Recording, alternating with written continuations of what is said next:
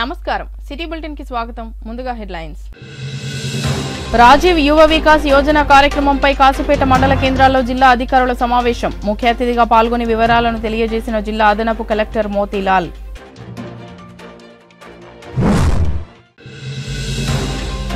జమ్మూ కాశ్మీర్ పహల్గాం ఉగ్రదాడికి ప్రతిగా ఆపరేషన్ సింధూర్ విజయవంతంపై సంబరాలు చేసుకున్న మందమర్రి బీజేవైఎం నాయకులు బీజేపీ రాష్ట్ర నాయకుల ఆధ్వర్యంలో మందమర్రి పట్టణ బస్టాండ్ ఏరియాలో ర్యాలీ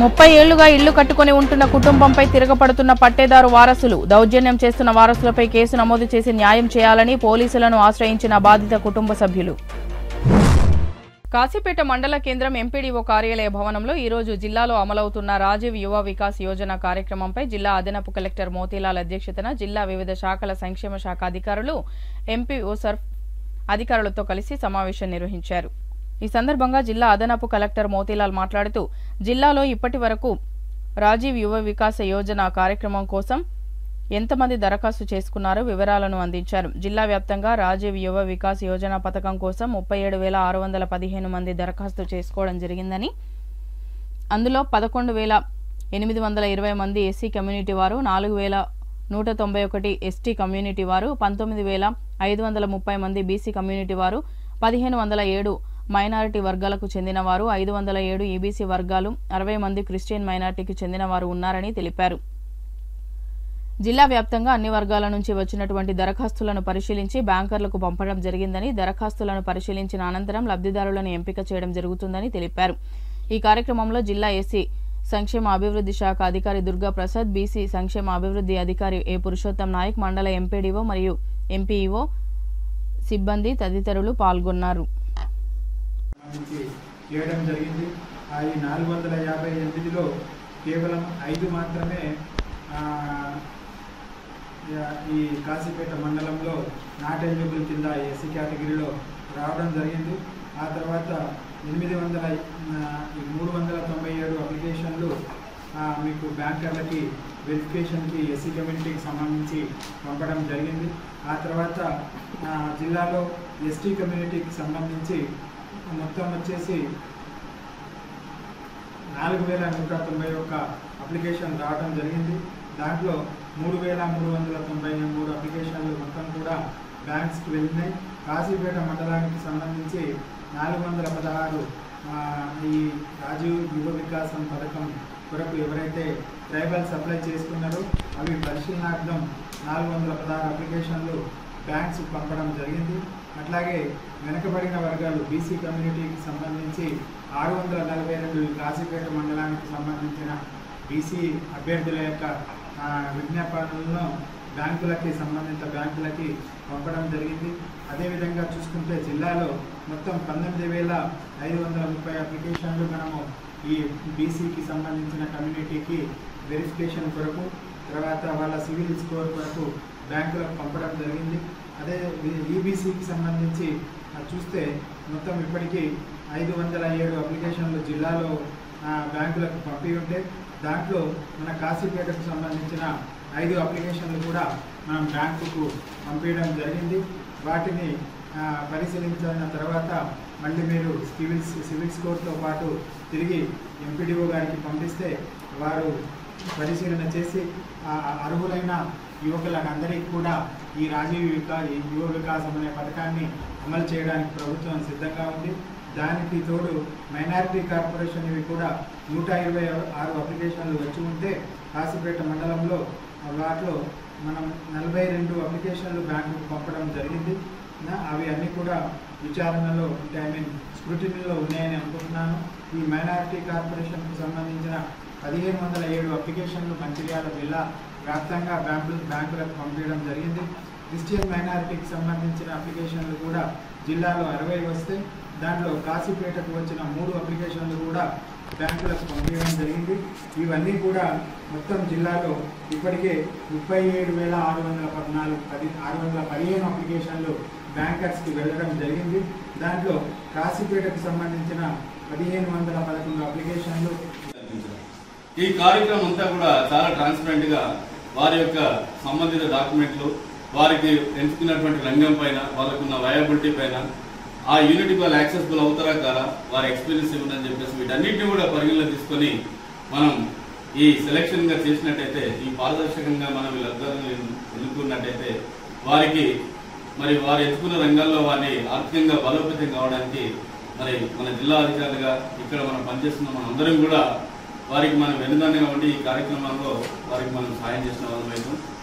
దీనిపైన మీకు ఆ బ్యాంకర్స్ విషయానికి వస్తే ఆ సివిల్ చెకింగ్ అనేది ఇంపార్టెంట్. ఈ సివిల్ చెకింగ్ విషయంలో కూడా మరి మీరు ట్రాన్స్పరెంట్గా దాంట్లో ఆ క్రైటీరియాలో ఎంపీడీఓ గారు చెప్తున్నది అంటే ఇది అన్ని సందర్భాల్లో కూడా ఫిల్టరైజేషన్ అనేది జరుగుతుంది.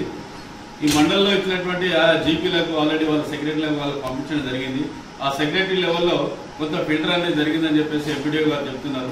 దాని తర్వాత ఇప్పుడు మండలికి వచ్చిన తర్వాత మండలి నుంచి మీరు ఏం చేస్తున్నారంటే బ్యాంకర్స్ పంపించడం జరుగుతుంది. బ్యాంకర్స్ దగ్గర పంపించినప్పుడు బ్యాంకులో మాక్సిమం ఫిల్టర్ అవ్వడానికి అవకాశం ఎక్కువ ఉంటాయి కాబట్టి మీ దగ్గర ఫిల్టర్ అయినప్పుడు ఇక్కడికి అలాట్మెంట్ అనేటువంటి యూనిట్స్ తక్కువ ఉంటాయి కాబట్టి ప్రతి లెవెల్లో కూడా ఈ ఫిల్టరైజేషన్ జరిగినప్పుడు మాత్రమే మరి అక్కడ ఈ ఎంపీడీఓ వారికి ఇక్కడ ఈ సెలెక్షన్ చేసుకున్నటువంటి సాధ్యం కొంచెం ఈజీగా ఉంటుంది. ఈ అన్ని విషయాలను కూడా మీరు ప్రతి సందర్భంలో ప్రతి దగ్గర కూడా మనం చాలా సూక్ష్మంగా కూడా పరిశీలించి. జమ్మూ కాశ్మీర్ పహల్గాంలో పర్యాటకులపై ఉగ్రవాదుల దాడులు చేసినందుకు ప్రత్యేకంగా భారత సైన్యం ఆపరేషన్ సింధూర్, భారత సైన్యం పాకిస్తాన్ బార్డర్లో ఉగ్రవాద స్థావరాలను మట్టుపెట్టడాన్ని అభినందిస్తున్నామని మంచిర్యాల బీజేపీ మాజీ జిల్లా అధ్యక్షులు వెరబెల్లి రఘునాథరావు పేర్కొన్నారు. ఈ సందర్భంగా ఆయన మాట్లాడుతూ ఆపరేషన్ సింధూర్ విజయవంతం కావడంతో భారత సైన్యాన్ని అభినందిస్తూ లక్షెట్పేట ఉత్కూరు చౌరస్తాలో కార్యక్రమం చేపట్టామని ఆయన అన్నారు. భారత సైన్యం పాక్ పౌరులకు ఎలాంటి ఇబ్బంది కలగకుండా ఎవరైతే ఉగ్రవాదులు భారతదేశంలో దాడులు నిర్వహించారో ఆ ఉగ్రవాద స్థావరాలపై మాత్రమే భారత సైన్యం విరుచుక పడిందని ఆయన అన్నారు. ఈ ఆపరేషన్ సింధూర్ కార్యక్రమాన్ని స్వయంగా భారతదేశ ప్రధానమంత్రి నరేంద్ర మోడీ కర్త కర్మ క్రియ అన్ని తానే చూసుకుని భారత సైన్యానికి పూర్తిగా మద్దతు తెలిపి ఈ కార్యక్రమాన్ని విజయవంతం చేశారని తెలిపారు. నరేంద్ర మోడీని భారతదేశ ప్రజలందరూ అభినందించాలని అన్నారు. ఈ కార్యక్రమంలో బీజేపీ పట్టణ అధ్యక్షులు వీరమల్ల హరిగోపాలరావు, మండల అధ్యక్షులు నాగిరెడ్డి హేమంత్ రెడ్డి, రమేష్ చంద్ర జైన్, సామ వెంకటరమణ, రాజగురువయ్య, రవి, బుద్ధ సిద్ధార్థ, సమరసింహ, గురువయ్య, బీజేపీ నాయకులు తదితరులు పాల్గొన్నారు. 22 నాడు ఏదైతే పహల్గాముల ఉగ్రవాదులు జరిపిన దాడికి ప్రతీకగా భారత సైన్యం ఆపరేషన్ సింధూర్ పాకిస్తాన్ మరియు పిఓకేల ఏవైతే తీవ్రవాదుల టెర్రరిస్టుల యొక్క బేస్ క్యాంప్స్ ఉన్నాయో వాటి మీద దాడిని విజయవంతంగా పూర్తి చేసినందుకు భారత సైన్యానికి అభినందనలు. అదేవిధంగా ఈ కార్యక్రమాన్ని అంటే గత 15 రోజుల నుంచి ఒక వెన్నుముకలాగా ఉండి మన భారత సైన్యాన్ని మొత్తం కూడా రాత్రి అంతా కూడా ఆ రోజు దీని యొక్క ప్లానింగ్ అంతా కూడా దీని యొక్క స్టోరీ, స్క్రీన్ ప్లే, దర్శకత్వం అంతా కూడా మన ప్రధానమంత్రి నరేంద్ర మోదీ గారి నాయకత్వంలో జరిగినందుకు నరేంద్ర మోదీ గారికి కూడా శుభాకాంక్షలు. అయితే ఇవాళ మనము చూడాల్సింది ఒకటే, భారతదేశము ఎక్కడ కూడా సివిలియన్స్ మీద దాడి చేయదు. భారతదేశము టెర్రరిస్టులకు సంబంధించిన ఏవైతే బేస్ క్యాంప్స్ ఉన్నాయో అంటే ఈ ఉగ్రవాదాన్ని మూలాల నుంచే పీకేయాలి అనే ఉద్దేశంతో ఇవాళ భారత ప్రభుత్వం దాడి చేసింది. అది కూడా ఆపరేషన్ సింధూర్. అంటే మొన్న పహల్గాంలో మనం చూస్తే అనేక మంది భార్యలు భర్తలను కోల్పోయింది. దానికి పేరు కూడా ఆపరేషన్ సింధూర్ అని పెట్టడం జరిగింది. దాన్ని ముఖ్యంగా 2 మహిళలు, ఈ ఫ్లెక్సీలో ఉన్న 2 మహిళలు కూడా దాన్ని లీడ్ చేయడం జరిగింది. అంటే ఒక నారీ శక్తి. ఇదంతా కూడా అంటే పాకిస్తాన్కి ఒక మెసేజ్ ఇవ్వడానికి. ఇది కేవలం ఆరంభం మాత్రమే.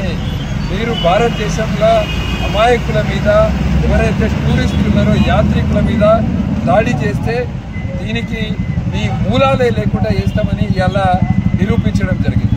అయితే రాబోయే రోజుల్లో భారత ప్రభుత్వం ఎటువంటి నిర్ణయం తీసుకున్నా, భారత సైన్యం ఎటువంటి చర్యలు చేపట్టినా భారతదేశం ప్రజలందరం కూడా సైన్యానికి పూర్తి మద్దతు తెలుపుతున్నాము. ప్రధానమంత్రి నరేంద్ర మోదీ గారికి ప్రజలందరూ కూడా అండగా ఉంటారు. ఇటువంటి పరిస్థితిలో ఒక బలమైన నాయకుడు ఈ దేశానికి ప్రధానమంత్రి అయితే ఇటువంటి కఠినమైన నిర్ణయాలు కూడా తీసుకోవడానికి వారు సంకోచించకుండా ముందుకు వెళ్తారు కనుక మేము వాళ్ళకి అండగా ఉంటాము. ఇవాళ నేను కోరేది అందరినీ ఒకటే, ప్రజలందరినీ మనం అందరము రాజకీయ పార్టీలకు అతీతంగా, కులాలకు మతాలకు అతీతంగా అందరూ కూడా ప్రధానమంత్రి నరేంద్ర మోదీ గారు తీసుకునే నిర్ణయానికి మనం అందరం కూడా మద్దతు తెలపాలి. భారత సైన్యానికి మనం అండగా ఉండాలి అని చెప్తూ ఇవాళ లక్షట్పేట్ పట్టణంలో ఇక్కడ భారతీయ మందమర్రి మండలం తుర్కపల్లి గ్రామంలో 30 సంవత్సరాల క్రితం ఫ్లాట్ కొనుక్కొని ఇల్లు కట్టుకుని ఉంటున్న కుటుంబంపై భూమి అమ్మిన వ్యక్తి వారసులు దౌర్జన్యం చేస్తూ ప్రస్తుతం ఉన్నటువంటి భూమి విలువకు అదనంగా డబ్బులు చెల్లించాలంటూ బెదిరిస్తున్నారని బాధిత కుటుంబ యజమాని మేడి శ్రీమతి భర్త స్వామి కొడుకు శ్రావణ్లు మీడియా ముందు వాపోయారు. మందమరిలో స్థానిక పోలీస్ స్టేషన్లో ఫిర్యాదు చేసిన అనంతరం విలేకరుల సమావేశంలో బాధిత కుటుంబం మేడి శ్రీమతి కొడుకు శ్రావణ్లు మాట్లాడుతూ 30 సంవత్సరాల క్రితం అగ్గు బాలయ్య సారంగపల్లి నివాసి తన వ్యవసాయ భూమిని వ్యవసాయేతర భూమిగా మార్చి ఫ్లాట్లు చేయగా ఫ్లాట్ కొనుక్కొని అందులో ఇల్లు నిర్మించుకుని ఉంటున్నామని, గ్రామ పంచాయతీ వారు ఇంటికి నెంబర్ కూడా కేటాయించారని, ఇల్లు శిథిలమైపోవడంతో నూతనంగా ఇంటిని నిర్మించుకుందామనే ఆలోచనతో ఉండగా అగ్గు బాలయ్య కొడుకు అగ్గు మల్లయ్య భార్య అగ్గు లక్ష్మి కూతురు సంధ్య కుటుంబ సభ్యులందరూ కలిసి కుటుంబ సభ్యులపై దాడి చేసి ఇది మా పట్టా భూమని, మీ పేరుపై పట్టా లేదని, ప్రస్తుతం ఉన్న భూమి విలువకు తగ్గట్టుగా మరింత అదనంగా డబ్బు ఇవ్వాలని డిమాండ్ చేస్తూ దౌర్జన్యానికి దిగారని తెలిపారు. వ్యవసాయ భూమిని ఫ్లాట్లుగా మార్చి వ్యవసాయేతర భూమిగా రికార్డుల్లోకి మార్చకపోవడంతోనే ఈ సమస్య తలెత్తుతుందని అధికారులు గమనించి మా కుటుంబంపై భూమి అమ్మిన అగ్గు బాలయ్య కుటుంబ సభ్యులపై కేసు నమోదు చేయాలని స్థానిక పోలీస్ సబ్ ఇన్స్పెక్టర్కు ఫిర్యాదు చేయడం జరిగిందని తెలిపారు. మాది తుర్కపల్లి గ్రామ పంచాయతీ సారంగపల్లి. మాది ఇక్కడ 30 సంవత్సరాల నుంచి ఇల్లుండే. ఇక్కడ మేము అగ్గు బాలయ్య దగ్గర మా డాడీ స్వామి గౌడ్ చనిపోయిండు. మా మమ్మీ మేడి శ్రీమతి. మేము 30 సంవత్సరాల క్రితం నేను పుట్టక ముందు మాకు ఇల్లు కట్టారు మా డాడీ. కట్టినాక 5 సంవత్సరాలకు మా డాడీ చనిపోయిండు.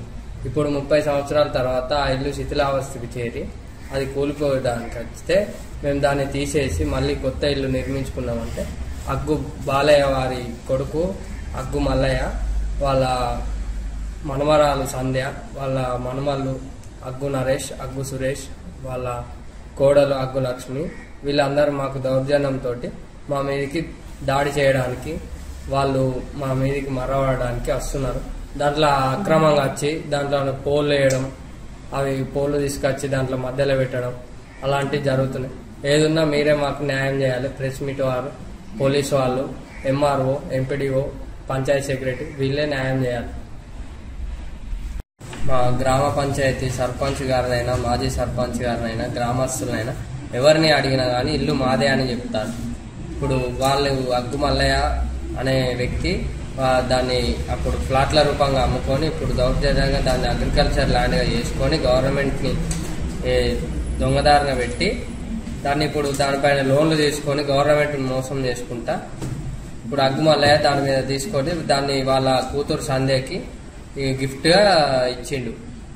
వాళ్ళ కూతురికి గిఫ్ట్గా ఇచ్చి ఇప్పుడు మా పైన దౌర్జన్యం వేసుకుంటే మాది కబ్జా చేయాలని చూస్తుండు.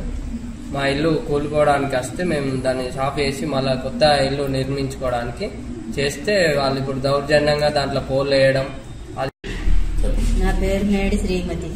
మాది గ్రామం తుర్కపల్లె, సారంగపల్లి గ్రామ పంచాయతీ.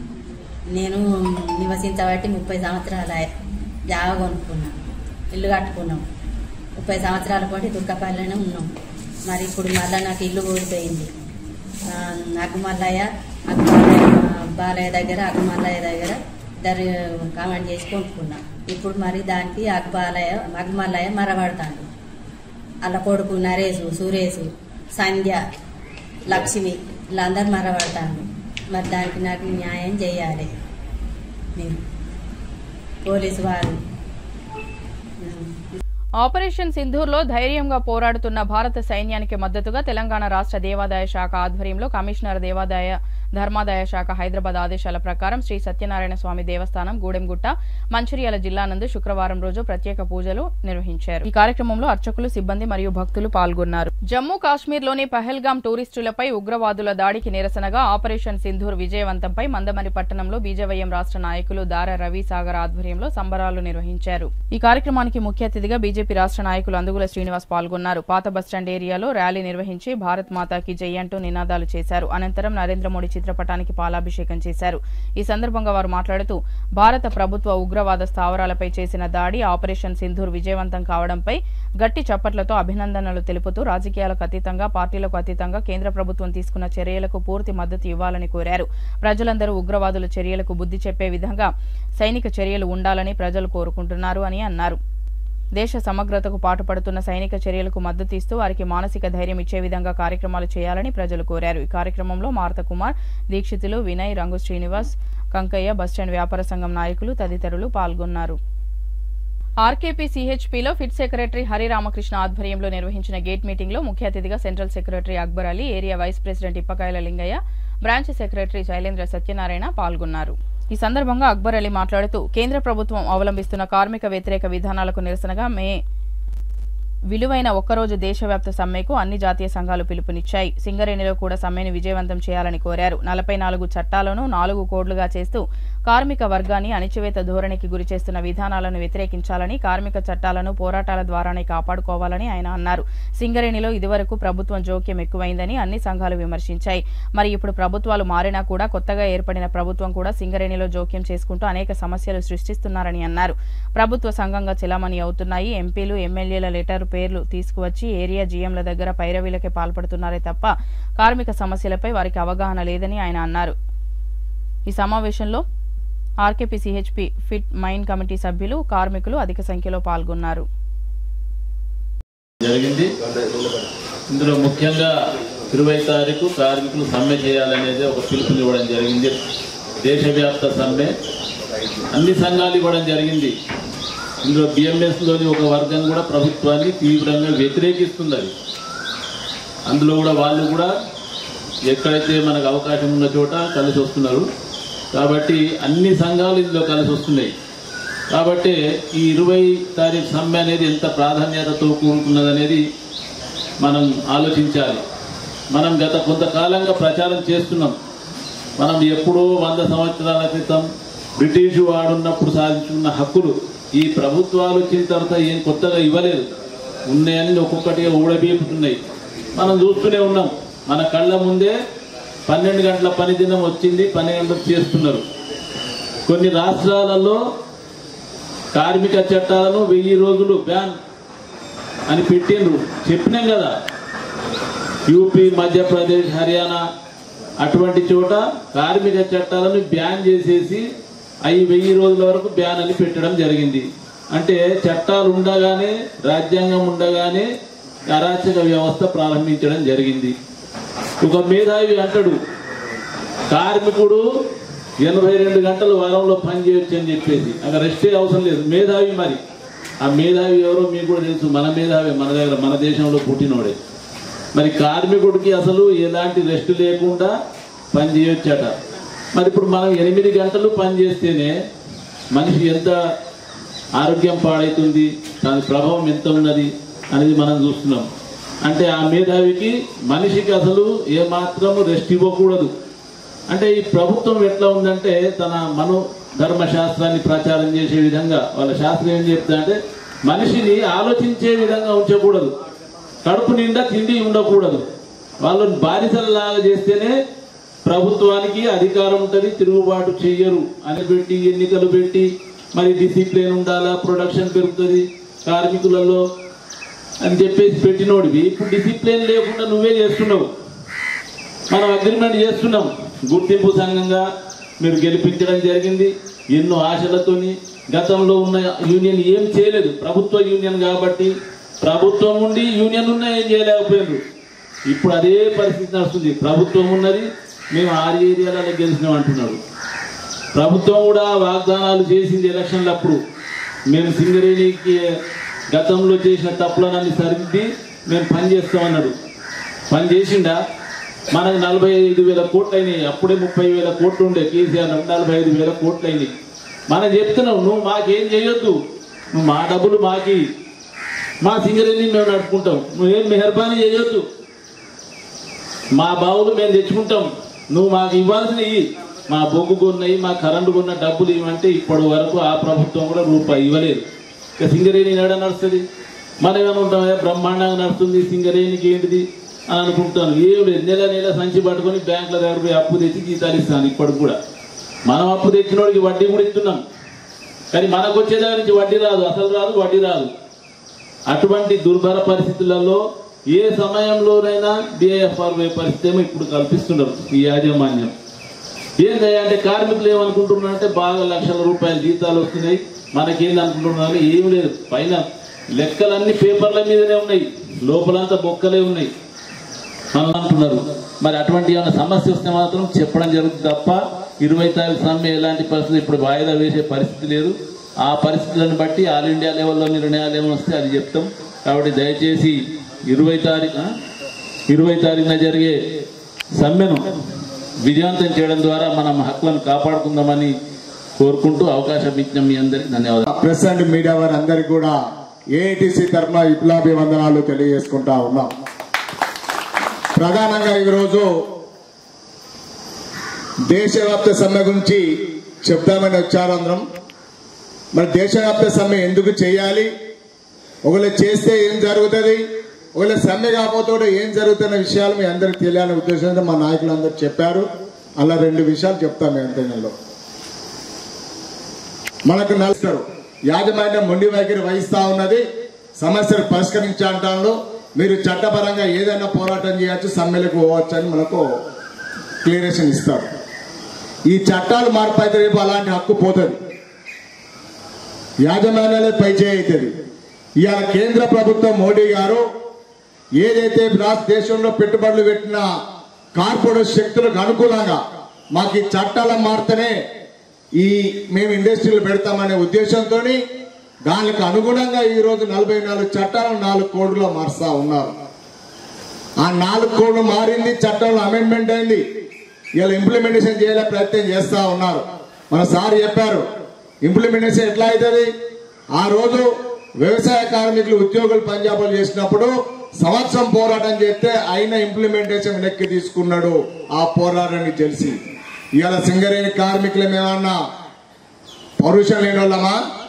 తెలంగాణ ఊరిపోయే పరిస్థితి వస్తే ఆనాడు మహానుభావులు 1886లో పని దినాలకు వ్యతిరేకంగా పోరాడి 8 గంటలు సాధించుకున్న చరిత్ర ఇవాళ ఉద్యోగస్తులది. వారి వారసులం. మరి ఇలా వాళ్ళు సాధించిన హక్కులు పోతా ఉన్నది. ఇలా సార్ చెప్పాడు ఇలా 10 గంటలు విన సాధించుకున్నాం పోతాందని. అందులో కుట్రేంటో తెలుసా? ప్రతి కార్మికుడు 12 గంటలు పని చేయాలి. కొత్త చట్టం ప్రకారం 2 రోజులు హాలిడే ఇస్తాడట. మందమరి మార్కెట్ బస్టాండ్ చౌరస్తాలో ప్రకృతిని 4వసారి బలి చేశారు. ప్రకటనల ప్రాధాన్యతకు ప్రకృతి విలువ తక్కువ అన్నట్లు ఈ ఎండాకాలంలో 10 మందికి నీడనిచ్చే రాళ్ల చెట్టును రాత్రికి రాత్రే కొమ్మలు నరికివేశారు. ఈ చెట్ల కొమ్మలను కనీస ఆనవాళ్లు కనిపించకుండా చెట్లు ఉన్న ప్రాంగణాన్ని శుభ్రంగా చేసి వేయడం వెనుక చెట్టును మళ్లీ ఎదగకుండా తుదిముట్ట ఇవ్వాలనే ఉద్దేశమే ఉన్నట్లు ప్రత్యక్షదారులు చెబుతున్నారు. ఈ చెట్టు వయసు సుమారు 20 సంవత్సరాలు. మున్సిపాలిటీ పరిధిలో పనిచేసే కొందరి మాటల ప్రకారం ఇదే చెట్టును గతంలో 3 సార్లు కోసి గాయపరిచారు. కానీ ప్రతిసారి అది మళ్లీ కోల్పోయిన కొమ్మలను పుట్టించుకుంటూ నిలబడింది. ఈసారి మాత్రం నిండా నీడను అందించే కొమ్మలనే నరికివేసినట్లు ప్రజలు ఆవేదనను వ్యక్తం చేస్తున్నారు. ముఖ్యంగా ఆటో డ్రైవర్లు మాట్లాడుతూ మేము ఆటోలో రోజంతా తిరిగి వేసవిలో వేడిలో అలసిపోయి ఇక్కడే ఆగుతాం, ఇప్పుడు ఆ నీడ కూడా పోయింది అంటూ కొందరు ఆటో డ్రైవర్లు బాధతో చెప్పుకొచ్చారు. అదే చెట్టు కింద మా సోడా బండి పెట్టుకుంటే కాస్త నీడలో పనిచేస్తాం, ఇప్పుడు మేము ఎండల్లో కాలిపోతున్నామంటూ ఓ చిన్న వ్యాపారి వాపోయాడు. ప్రత్యక్షంగా చూసిన వారు, చెట్టు నీడను అనుభవించిన వారు ఆ కోపం, బాధ, అసహనం కలగలిపిన మాటలతో చెట్టు గాయాన్ని కళ్లకు కట్టినట్లు వివరిస్తున్నారు. వందలాది మందికి ఇక్కడ నీడనిచ్చే అటువంటి చెట్టును కేవలం ఫ్లెక్స్ కొరకు నరికేశారు. ఇప్పటికీ గతంలో 2-3 సార్లు జరిగినప్పుడు అందరం చెప్పడం జరిగింది, అధికారులు పిలిచి చెప్పడం జరిగింది. వందలాది మంది ఆటో డ్రైవర్లు, ప్రయాణికులు అందరికి కూడా ఒక 20 సంవత్సరాల వయసున్న ఈ చెట్టు నీడనిస్తుంది. అసలు కాలుష్యంలో ఉన్నటువంటి మండుటెండాలలో ఉండి ప్రజలు ఇబ్బందులు పడుతుంటే కేవలం ప్రకటనల కొరకు ఈ చెట్టును కొట్టడం అనేది అత్యంత బాధాకరం. మరి మున్సిపాలిటీ కమిషనర్ కానీ, ఫారెస్ట్ అధికారులు కానీ, సంబంధిత అధికారులు స్పందించాలి. చెట్టును కొట్టిన వ్యక్తులను చట్టపరంగా శిక్షించాలి. అట్లాగే ఈ ఫ్లెక్సీ ద్వారా కూడా ఇక్కడ ఇబ్బంది జరుగుతుంది ప్రజలకు. దాని ద్వారా సెంటర్లో ఉండి పోయేటోళ్ళు ఎప్పుడైనా దాన్ని చూస్తే ప్రమాదాలకు గురయ్యే పరిస్థితులు కూడా ఉన్నాయి. కాబట్టి ఆ ఫ్లెక్సీని ఇక్కడ నుండి తొలగించాలి. ఆ ఫ్లెక్సీ ద్వారా ప్రమాదకరంగా తీగలు కూడా, కరెంటు తీగలు పైన ఉన్నాయి, గతంలో అనేక సార్లు కూడా ఆ ఫ్లెక్సీ వాడి ఇబ్బందులు జరిగినాయి. నీడనిచ్చే చెట్టును కొట్టడం అయితే అత్యంత బాధాకరం. సుప్రీంకోర్టు గైడ్ లైన్స్ కూడా ఉన్నాయి. ఒక చెట్టును కొడితే హత్య నేరంతో సమానం, చెట్లను కాపాడండి అని. అత్యంత బాధాకరమైన విషయం. తక్షణమే స్పందించి అధికారులు ఈ చెట్టును కొట్టడానికి కారకులైనటువంటి వ్యక్తుల మీద చట్టపరమైన చర్య తీసుకోవాలి. ఇక్కడ ఉన్న ఆటో డ్రైవర్లు ప్రజా సంఘాలుగా మేమందరం కలిసి మున్సిపల్ కమిషనర్ గారికి మరియు కలెక్టర్ గారికి ఫిర్యాదు చేయబోతున్నాం. దీనిపై ఎవరైతే బాధ్యులైనో ఖచ్చితంగా వాళ్ళకు శిక్ష జరగాలి. ఇది 4వ చెట్టును కొట్టడం. కొట్టిన తర్వాత ఈ చెట్టును కొట్టిన ఆనవాళ్ళు కూడా ఇక్కడ లేకుండా తీసుకెళ్ళిపోవడం జరిగింది. ఈ ఆడకు సంబంధించి ఎవరైతే ఉన్నారో వాళ్ళే ప్రధానంగా మంచిర్యాల జిల్లా జన్నారం మండల కేంద్రంలో జర్నలిస్టులు నిరసన వ్యక్తం చేశారు. ఆంధ్ర రాష్ట్రంలో సాక్షి ఎడిటర్ ధనుంజయ రెడ్డి ఇంట్లో చొరబడి దౌర్జన్యం చేసిన పోలీసులు ఎలాంటి నోటీసులు సమాచారం ఇవ్వకుండా ఇలాంటి దుశ్చర్యలకు పాల్పడడం సమంజసం కాదని నల్ల బ్యాడ్జీలు ధరించి జన్నారం మండలం జర్నలిస్టులు నిరసన తెలిపారు. ఈ సందర్భంగా జన్నారం మండల ప్రెస్ క్లబ్ అధ్యక్షులు చిలుకూరి నర్సయ్య మాట్లాడుతూ ఇలా అక్రమంగా ఇళ్లలోకి చొరబడి వారి పట్ల అమానుషంగా ప్రవర్తిస్తూ జర్నలిస్టు సమాజాన్ని ఇబ్బంది పెడితే చూసుకుంటూ ఊరుకునేది లేదని హెచ్చరించారు. ఈ కార్యక్రమంలో జన్నారం మండలం ఎలక్ట్రానిక్ అండ్ ప్రింట్ మీడియా జర్నలిస్టులు పాల్గొన్నారు. నిన్న సాక్షి ఎడిటర్ ధనంజయ రెడ్డిని ఇంట్లో అక్రమంగా పోలీసులు చొరబడి దౌర్జన్యానికి పాల్పడడం, ఏదైనా నేరం చేసినట్టయితే ముందుగా సమాచారం ఇచ్చి రావాల్సిన అవసరం ఉంటుంది. దీన్ని బట్టి చూస్తే అక్కడి తెలుగుదేశం ప్రభుత్వము కక్షపూరితంగా వ్యవహరించి జర్నలిజాన్ని తప్పుదో పట్టించడానికి కుట్ర పడుతున్నదనేది అర్థమవుతుంది. ప్రజలకు ప్రభుత్వానికి వారధిగా పనిచేస్తున్నటువంటి జర్నలిస్టు వ్యవస్థను ఈ రకంగా చేస్తే చూస్తూ ఊరుకోపోమని చెప్పి మునుముందు రోజుల్లో ఇలాంటి చేష్టలకు పూనుకుంటే మాత్రం చూస్తూ ఊరుకోపోమని హెచ్చరిస్తున్నాం. బెల్లంపల్లి సింగరేణి ఏరియా ఆసుపత్రికి కొద్ది రోజుల్లోనే పూర్వ వైభవం రానుందా? అంటే కొత్తగా నియామకమైన ఏరియా ఆసుపత్రి సూపరింటెండెంట్ ఎన్ మధుకుమార్ తీసుకుంటున్న ప్రత్యేక చర్యలు అవుననే చెబుతున్నాయి. తాను నియామకం కాకముందు క్రింది స్థాయిలో ఉన్న ఆసుపత్రిని తాను దగ్గరుండి చక్కదిద్దడంతో మళ్లీ పాత రోజులు వస్తున్నాయి. గతంలో ఆసుపత్రి చుట్టూ పిచ్చి మొక్కలతో నిండి ఉండేది. తాను ప్రత్యేక దృష్టి సారించి ప్రత్యేక తోటగా మలిచినట్లు పేర్కొన్నారు. రామగుండం నుంచి ఫిజిషియన్, సైకియాట్రిస్ట్, ఇతర స్పెషలిస్టులను శుక్రవారం రామకృష్ణపూర్ ఏరియా ఆసుపత్రి నుంచి మంగళవారం డెర్మటాలజిస్ట్, ఆప్థమాలజిస్టులను డిప్యూటేషన్ గా తీసుకురావడానికి కీలక పాత్ర పోషించారు. చీఫ్ మెడికల్ అధికారి కిరణ్ రాజ్, బెల్లంపల్లి ఏరియా జీఎం విజయభాస్కర్ సహకారంతో ఆసుపత్రి అభివృద్ధికి తన వంతు కృషి చేస్తున్నట్లు మధుకుమార్ తెలిపారు. సింగరేణి వ్యాప్తంగా చేపట్టనున్న 165 మంది సిబ్బంది నియామకంలో బెల్లంపల్లి సింగరేణి ఆసుపత్రికి కొత్త సిబ్బంది వస్తున్నట్లు ఆయన పేర్కొన్నారు. అంతేకాకుండా ఇతర ప్రత్యేక వైద్యం నిపుణులు రానున్నట్లు వెల్లడించారు. ఈ Bellampalli Singareni area hospital superintendent నేను అక్టోబర్ నుండి సూపరింటెండెంట్గా ఇక్కడ బాధ్యతలు తీసుకున్న తర్వాత ఈ హాస్పిటల్లో మెరుగైన వైద్యం జరగాలని గుర్తించి పరికరాలు, మనకు కృత్రిమ శ్వాస పరికరాలు, ఆక్సిజన్ కాన్సన్ట్రేటర్లు, బ్లడ్ టెస్టులు చేసే పరికరాలు, రకరకాల పరికరాలు తెప్పించడం జరిగింది మెరుగైన వైద్యం కోసం. అంతేకాకుండా డాక్టర్లు కొత్తగా వచ్చారు 4. మన కొత్త సీఎంఓ గారు బాధ్యతలు తీసుకున్నాక కిరణ్ రాజ్ కుమార్ గారు అండతో, ఆయన సహకారంతో మనకు 6 స్పెషలిస్ట్ డాక్టర్లు, వారానికి 2 రోజులు, మంగళవారం రోజు డర్మటాలజిస్ట్, గైనకాలజిస్ట్, ఫిజిషియన్ వస్తున్నారు ఆర్కేపీ నుండి. శుక్రవారం రోజు gynaecologist, physician, ortho surgeon, psychiatrist వస్తున్నారు. కాబట్టి మన వైద్య సేవలు చాలా ఇంప్రూవ్ అయ్యాయి. గతంలో కన్నా ఓపీ పెరిగింది. గతంలో కన్నా ఓపీ అవుట్ పేషెంట్ డబల్ అయ్యారు, ఇన్ పేషెంట్స్ కూడా డబల్ అయ్యారు. సో ఇక్కడ అయ్యే వైద్యం మనం ఇక్కడ చేస్తున్నాం. ఏదైతే ఇక్కడ అవ్వదో హయ్యర్ సెంటర్ కూడా రెఫర్ చేస్తున్నాం. మనకు కొత్త జీఎం గారు విజయభాస్కర్ రెడ్డి గారు కూడా ఏది అడిగినా కాదనకుండా మనకు అన్ని సహకారం అందిస్తున్నారు. అట్లాగే management chairman and managing director Singareni management సహకారం కూడా చాలా ఉంది. ఈ కొత్తగా వచ్చిన సీఎంఓ గారు మనకు కొత్త రిక్రూట్మెంట్ స్టాఫ్ 176 మందిని ఇంటర్నల్ రిక్రూట్మెంట్ తీసుకుంటా ఉన్నారు. అందులో మన బెల్లంపల్లికి కూడా స్టాఫ్ను సరిపడా ఇస్తాను. బులెటిన్ ముగించే ముందు మరోసారి ముఖ్యాంశాలు. రాజీవ్ యువ వికాస్ యోజన కార్యక్రమంపై కాసిపేట మండల కేంద్రాల్లో జిల్లా అధికారుల సమావేశం. ముఖ్య అతిథిగా పాల్గొని వివరాలను తెలియజేసిన జిల్లా అదనపు కలెక్టర్ మోతీలాల్.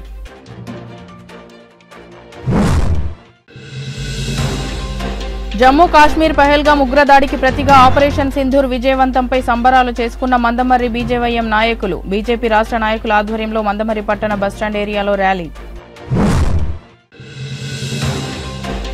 30 ఏళ్లుగా ఇళ్లు కట్టుకుని ఉంటున్న కుటుంబంపై తిరగపడుతున్న పట్టేదారు వారసులు. దౌర్జన్యం చేస్తున్న వారసులపై కేసు నమోదు చేసి న్యాయం చేయాలని పోలీసులను ఆశ్రయించిన బాధిత కుటుంబ సభ్యులు. సిటీ న్యూస్ ఇంతటితో సమాప్తం. తిరిగి ప్రసారమయ్యే సిటీ న్యూస్ లో మళ్ళీ కలుద్దాం. అంతవరకు సెలవు. నమస్కారం.